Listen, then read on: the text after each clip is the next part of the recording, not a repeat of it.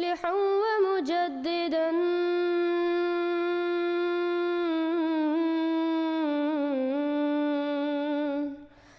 فارنوا بنظر طاهر وجنان.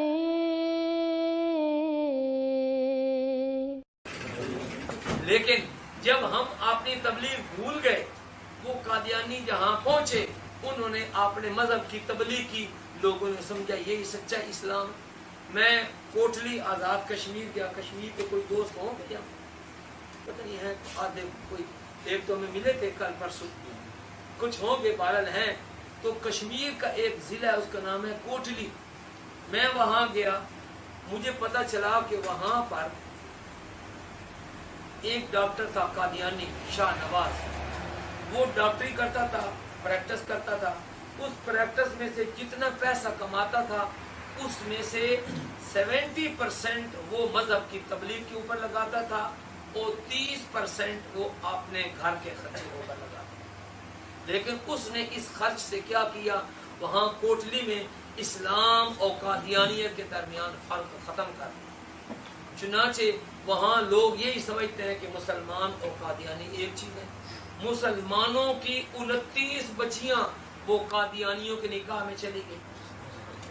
میں وہاں گیا، ایک مولوی صاحب مجھے ملے، انہوں نے کہا مولانا صاحب ہم تو غریب لوگ ہیں، کشمیری پہاڑوں کے رہنے والے، ہم تو کوشش کر رہے ہیں، ہماری تو کوئی بات سنتا نہیں ہے، ہم یہ بات آپ کو بتا رہے ہیں. اس وقت تک 29 بچیاں مسلمانوں کی وہ قادیانیوں کی نکاح میں چلی گئی ہیں. یہاں کوئی بندہ نہیں ہے ان لوگوں کو بتانے والا کہ ہم کون ہیں، قادیانی کون. تو اس نے کہا کہ اگر یہ ایسا ہی ہوتا رہا قیامت کے دن ہم آپ کے گلے میں پھندا ڈالیں گے، لہذا اس کا کوئی بندوبست کرو. اس نے کہا آپ ایک ٹیچر دیں، مبلغ دیں، اس کی تنخواہ بھی اپنے پلے سے دیں، وہ ہمیں آ کر تبلیغ کرے، تو پھر تو کوئی سد باب ہوگا، ورنہ تو اللہ ہی حافظ ہے. حضرات محترم، یہ ایک فتنہ ہے، فتنہ قادیانی ہے. ابھی میں نے آپ کو بتایا کہ وہ یہاں آیا ہے جاپان. 1920 میں قادیانی مبلغ فلسطین میں پہنچا، 1920 میں. اب کیا ہے 2014، یعنی 94 سال پہلے وہ وہاں پہنچے فلسطین میں. اور فلسطین 2 نبیوں کی زمین تھی، نبیوں کی زمین. وہاں جا کر انہوں نے مرتد کیا. اب اس وقت 4تھی نسل ان کی قادیانی ہو چکی. آسٹریلیا وہ گئے ہیں، جزائر فجی وہ گئے ہیں. جزائر فجی میں انہوں نے جا کر جب شور مچایا تو وہ بڑے پریشان ہوئے. جزائر فجی کی حکومت نے رابطہ عالم اسلامی مسلم ورلڈ لیگ مکہ مکرمہ کو بتایا، تو مسلم ورلڈ لیگ نے صدر ضیاء الحق کو بتایا. صدر ضیاء الحق نے پھر ہمارے والد صاحب مولانا منظور احمد چنیوٹی اور علامہ ڈاکٹر خالد محمود صاحب کو وہاں جزائر فجی بھیجا. گھانا، سیرا لیون، گھانا جہاں مغرب میں سورج ڈوبتا ہے وہاں قادیانی پہنچے ہوئے. ناروے شمال میں آخر میں وہاں قادیانی پہنچے. ہم کیپ ٹاؤن ہمیں بھی گیا پچھلے دسمبر میں، وہاں قادیانی پہنچے. اور حضرات محترم، وہ صرف آدمی نہیں ہے، وہ اپنی جان لگاتے ہیں، اپنا مال لگاتے ہیں. وہ باقاعدہ اس کو ایک منظم طریقے سے آرگنائز کر کے وہ اس کام کو چلاتے ہیں.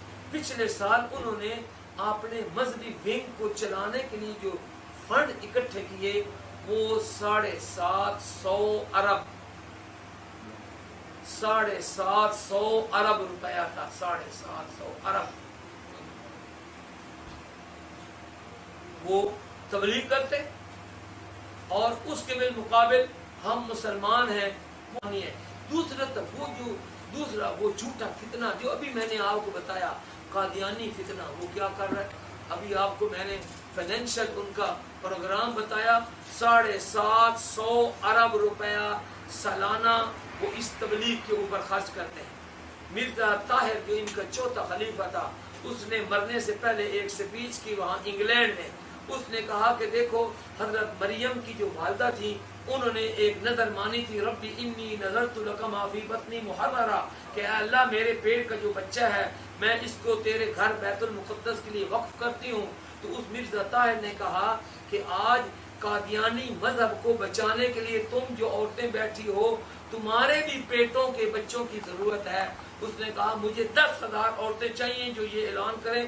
اس کی 10,000 کے مقابلے میں 17,000 عورتوں نے اعلان کیا کہ ہمارا جو بچہ پیدا ہوگا ہم اس کو قادیانی نبوت کے بچانے کے لیے وقف کر دیں گے. یہ جو مسلمان ہیں ان کے اپنے ملکوں میں ان کے اپنے شہروں میں وہ تبلیغ کرتے تھے اور 17,000 بچے وہ وقف کرتے تھے. اس وقت 75,000 ایسے قادیانی ہیں جو اپنی انکم کا 10% ہر مہینے اور ہر سال اس قادیانی مذہب فنڈ میں جمع کراتے ہیں. ہم میں سے کتنے ہیں؟ میرا خیال اس پورے مجمع میں ایک بھی نہیں ہوگا جو 100 روپے میں سے 100 ین میں سے 1 ین بھی ختم نبوت کے اوپر خرچ کرتا ہو. کوئی بھی نہیں ہوگا. اور وہ 100 میں سے 10 ہر مہینہ ان کا امیر ہے, غریب ہے, چھاپڑی والا ہے, جیسا کیسا, اور وہ تبلیغ کرتے ہیں. کیا کریں؟ ہمارے آپ کو بتایا ان کی سپورٹ ہے, دوسری حکومتیں سپورٹ کرتی ہیں, اور ہم کسی سے 500 روپیہ 1,000 2,000 5,000 ایسے کر کے ہم نظام چلاتے ہیں.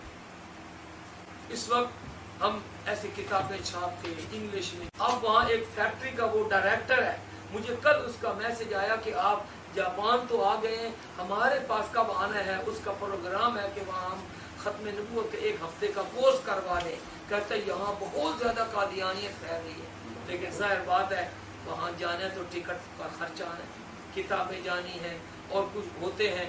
تو میں یہ سمجھتا ہوں کہ اگر وہ جھوٹے مذہب کی تبلیغ کرنے کے لیے 75,000 ایسے ان کے ورکر ممبر ہیں جو اپنی انکم کا 10% دیتے ہیں, اگر ہم کچھ بھی نہیں کرتے, نہ ہم سپیچ کرتے ہیں, نہ ہم اس کے لیے وقت دیتے ہیں, نہ ہم مال دیتے ہیں, تو ہم قیامت کے دن کیا منہ دکھائیں گے؟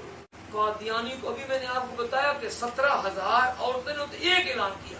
ان کے سکول ہیں, کالجز ہیں, یونیورسٹی ہیں, ان کی جو اسٹوڈنٹ ہیں, لڑکیاں ہیں, لڑکے ہیں, وہ تبلیغ کرتے ہیں, وہ ان کو مربی کہتے ہیں, ان کی تیاری کرتے ہیں. تو دیکھو وہ تو پتہ نہیں ان کو کیا ہے اپنے مذہب کے ساتھ. میں نے آپ کو بتایا 10% والے اور 25% والے, چوتھا حصہ 100 میں سے 25 روپے ادھر دیتے. تو ہمیں بھی یہ کرنا چاہیے. تو ایک حدیث پاک میں آتا ہے من سن سنتا حسنتا فلہ اجرھا واجر من عمل. جس آدمی نے کسی اچھے کام کی بنیاد رکھی, یعنی اس کام میں پہل کر دی, اس نے کہا کہ یہ کام میں کروں گا, تو اس کا بھی اپنا بھی ثواب ملے گا. جو لوگ بعد میں وہ کہیں گے کہ ہم بھی اس کے ممبر بنتے, ان کا بھی ثواب مل جائے.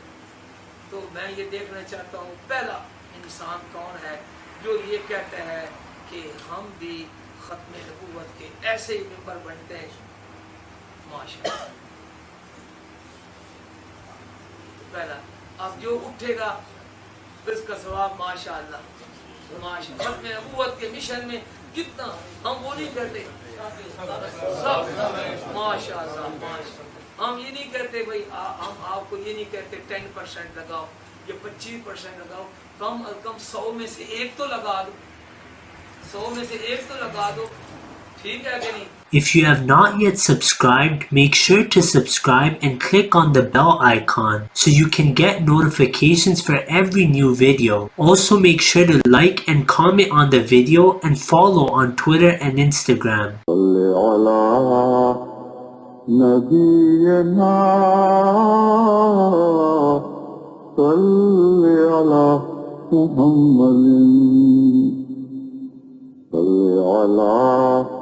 سفينا صل على محمد